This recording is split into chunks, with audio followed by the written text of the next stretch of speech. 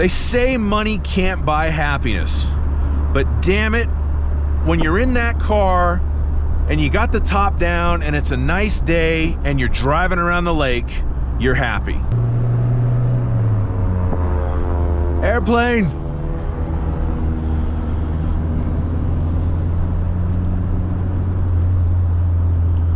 What's up, YouTubers? Today we are in one of my very favorite cars in one of my very favorite places. We are test driving a 1989 Saab 900 Turbo Convertible, headed up the west shore of Lake Tahoe on Highway 89. Of course, being post-Memorial Day, we are not alone. We have a line of traffic, but that's okay. This isn't necessarily the type of road that you really want to speed on for a couple of reasons. Number one, the views are so amazing you'd hate to miss anything, and number two, things can get kind of sideways probably if you did.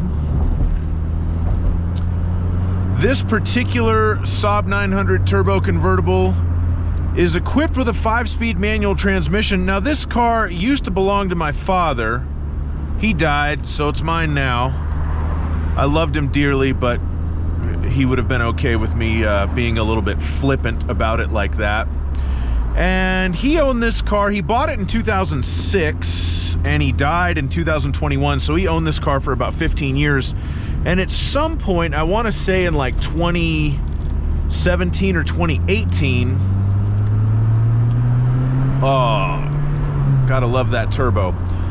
The transmission needed to be replaced. This is a 5-speed manual transmission, and it's getting to the point where parts for these old Saabs are not so easy to come by.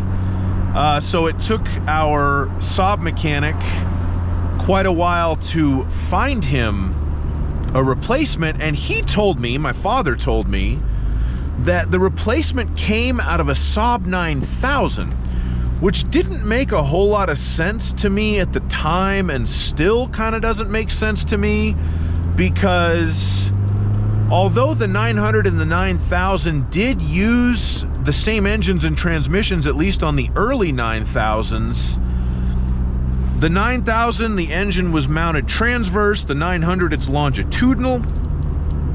So I don't know if those transmissions are actually compatible or if there was some sort of a miscommunication there, but what I will say is these classic 900s are noted for their notchy transmissions. It's weird.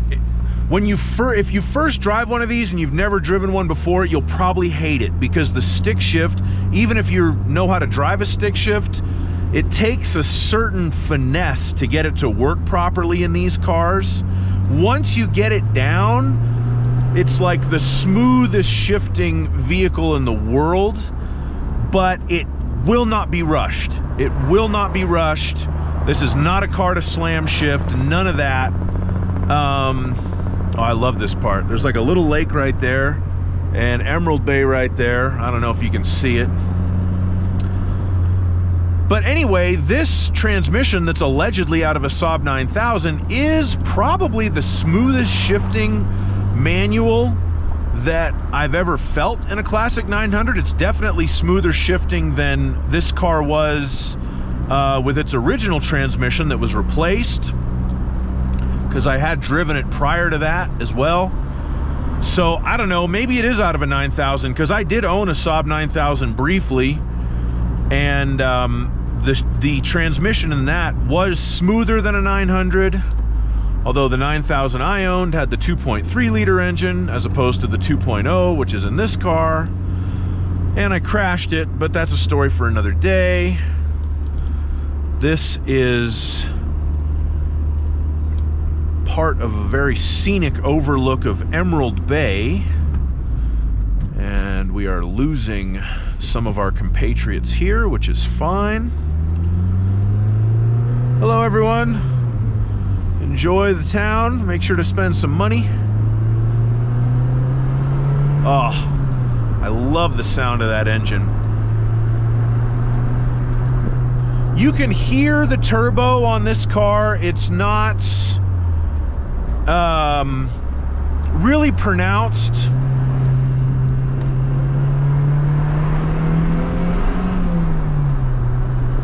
But a complaint that I have, I love turbocharged engines, and I'm cool with the fact that so many modern gasoline engine production cars have turbo motors.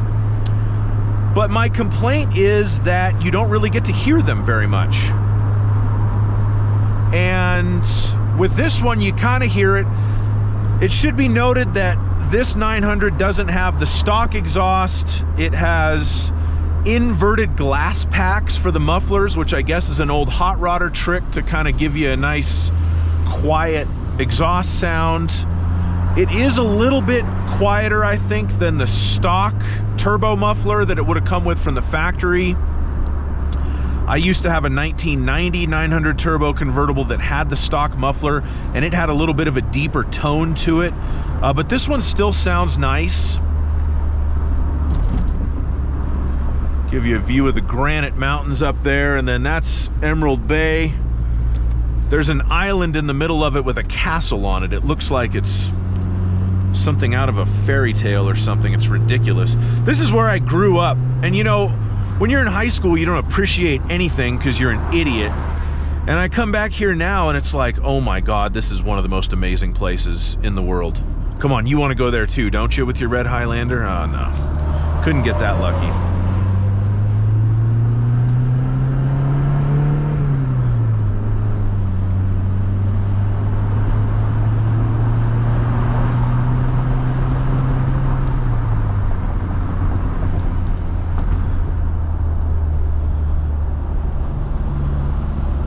The steering feel in old 900s is something that I've always loved. It's just such accurate steering. Double wishbone front suspension, rack and pinion steering, and the suspension in this car, Saab used double wishbones on pretty much all their earliest models, and this was kind of the culmination of that. To many Saab fans, the classic 900 is the most Saab of any Saab, and I subscribe to that. I think that this is sort of their magnum opus. These cars are far from perfect, but they're unique, and they're well thought out, and they're incredibly well made. This car is a 1989. It's currently 2022, so this is a 33-year-old convertible, and quite a bit of work has been done to it. I mean, like I said earlier, it's had a replacement transmission. The engine's original. The cloth top was replaced, but, you know, it's definitely needed some servicing over its time, but as far as I know, this is the original engine. The engines in these are known to last forever. The odometer broke. It currently reads 114,567 miles. That is wildly inaccurate. When my dad bought the car in 2016, that was pretty much what it said. I'm in fifth going up that hill. That's great. Love it. Love the torque on the turbo. Bought it from a very nice lady down in Carson City, Nevada. Her husband was making her sell it to make room in the garage for his old, rusty, nasty Volkswagen Beetle that was also there. And I mean, I don't have any problem with classic Volkswagen Beetles. They're interesting cars as well, but I would not trade a 900 turbo convertible for an old clapped out Beetle. I mean, this car, this was a driver. We drove it home. The Beetle looked like, anyway, that was their deal. I don't know what the hell was going on with that, but she was not happy to be selling it. And, oh, that was emotional. That was weird. So we go over there, we look at the car. I remember this so clearly. He brought me with him. We checked out the car. We test drove it together. He let me drive it, and he drove it. And we decided, like, all right, it looks good. And kind of discussed the money thing, this and that. And got all that handled. My dad cut her a check, and she signed over the title, and she goes, oh, let me go in and get you the extra key. So she goes inside the house and comes back out with the extra key to this car, and she hands it to my dad, and she goes, you know, they say money can't buy happiness, but damn it, when you're in that car and you got the top down and it's a nice day and you're driving around the lake, you're happy. And she started tearing up and just went back in the house. And we were standing in the garage at that point, and me and my dad just kind of looked at each other like, all right, we'd better leave. And we just got in the cars and left. We had this and his old 2004 Subaru WRX. Yeah. Get out of the way, guy. Drop your water bottle.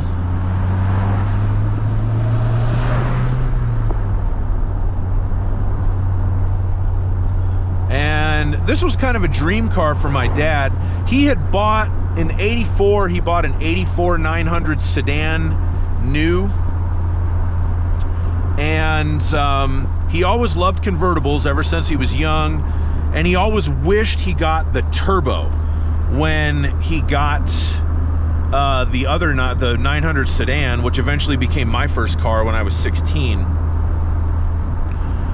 That car lived a life, let me just tell you, but that's a different story as well. So he had a 2004 Subaru WRX hatchback, a silver one, 5-speed manual, and he had driven it a lot, put a lot of miles on it, and he bought this in the summer of '06 and pretty much never drove his WRX again. And ended up selling it like 6 months later because it just sat in front of the house looking all sad because he kicked it out of the garage so he could park his Saab in there.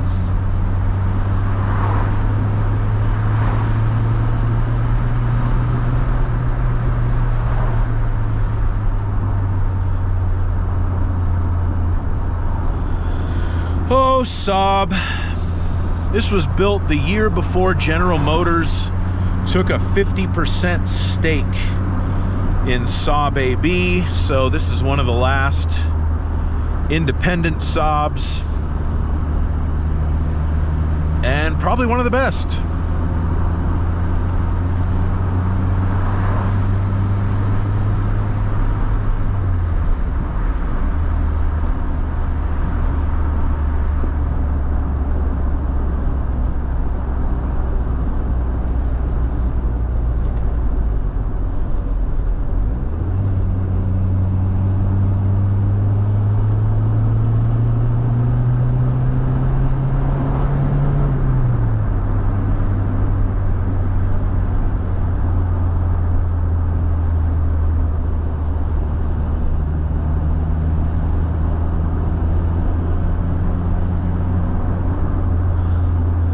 This video's watchable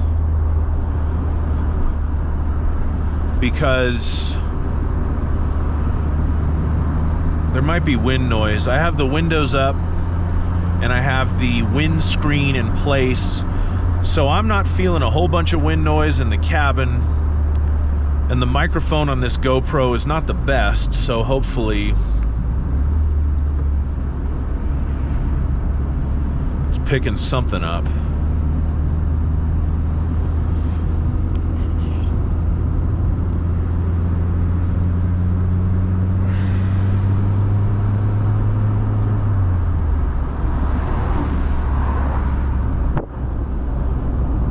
It's been so hard to make these videos about this car.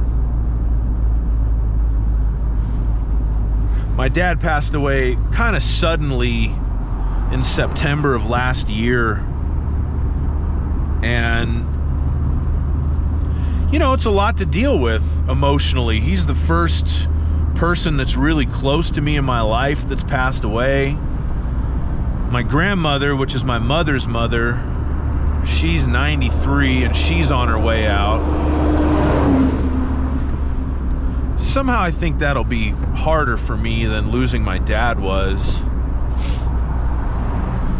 And I'm lucky. I mean, I had a really great relationship with my dad. He was a great guy. Not a perfect human being by any stretch of the imagination, but, you know, who is? So, I don't have a whole lot of emotional baggage, I don't think, at least related to that incident, but still hard. I still miss the guy. He was a college professor, political science, and just so smart and so, I mean, well-read doesn't even begin to crack the surface. He just knew so much about so much. And I remember one time, this was years ago, we were down in Southern California where I live. He came to visit me in this car. Actually, we were driving this car, now that I think about it. And in San Pedro, California, San Pedro, however you want to say it, there's this great park that has this thing called the Korean Friendship Bell, which I think was given to us by the South Koreans after the Korean War. And I took my dad up there to go see it just because I like it. There's a beautiful park, overlooks like the Pacific Ocean and the Port of Long Beach and all this.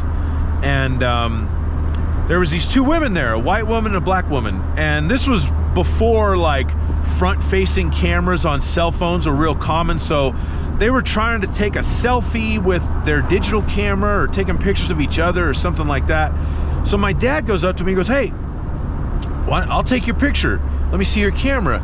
And so they give him the camera and he looks at it, and he was actually really into photography, but for some reason he couldn't figure out this particular digital camera. He liked old, large format cameras and stuff. So he hands the camera to me. He goes, "Here, take their picture." And then he starts talking to him and he goes, "Oh, okay, you know, where are y'all from?" And the black lady was from Africa, and she was visiting this white lady, and they were members of the same church or church group or something like that.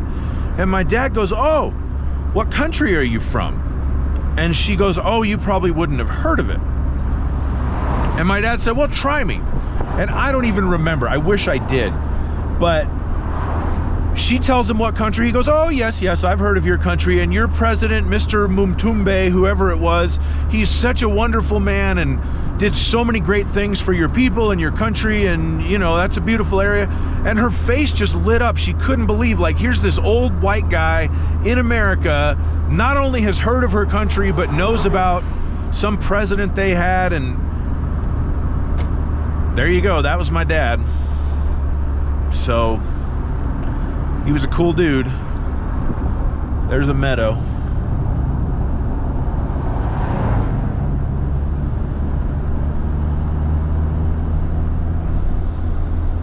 I do a lot of these test drive videos on new cars, and that's meant to sort of be like consumer advice.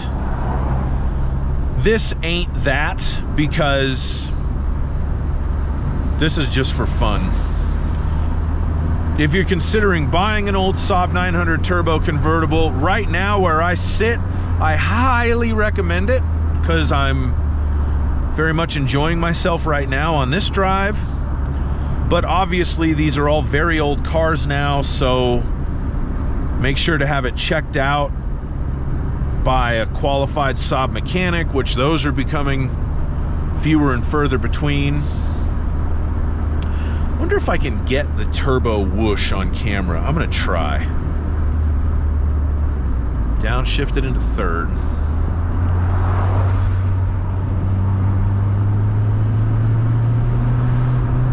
I don't know. I don't have enough room to do this.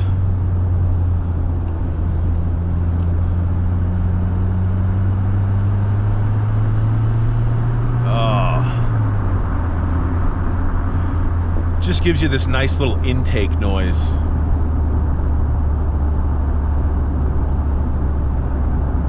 Anyway, I'm gonna wrap this up. I got nothing else to say, really.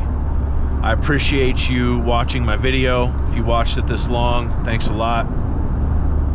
Tell the people you love them. Have a nice day. Bye-bye.